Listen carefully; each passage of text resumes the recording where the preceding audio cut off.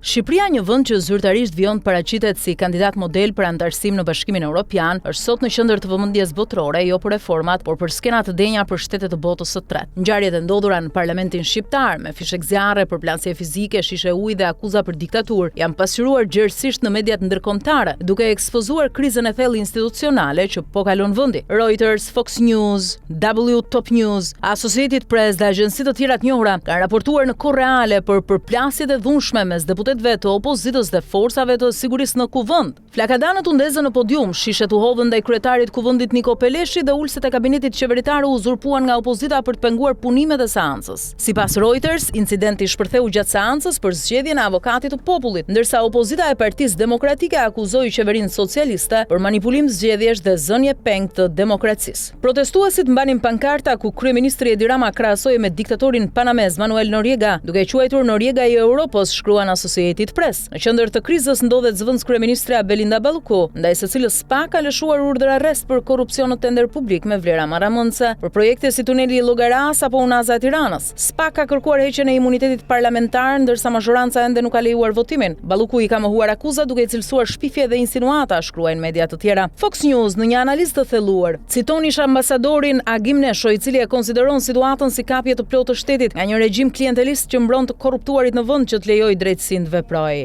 W Top News thekson se deputetët opozitar kërkojnë transparencë për akuzat ndaj Ballukut dhe paralajmërojnë për shkallëzim të protestës nëse shumica vazhdon të bllokojë drejtësinë. Ngjarjet vinë në një moment të ndjeshëm për Shqipërinë, e cila aspiron të hap kapitull të rinj në negociatat me Bashkimin Evropian, por skemat e kaosit, dhunës fizike dhe mungesës së civilizimit politik përbëjnë një goditje të fortë ndaj çdo imazhi të një shteti evropian funksional.